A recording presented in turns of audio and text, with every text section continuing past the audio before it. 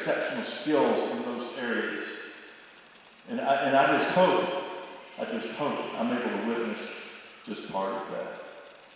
And I'm so overwhelmed to be here.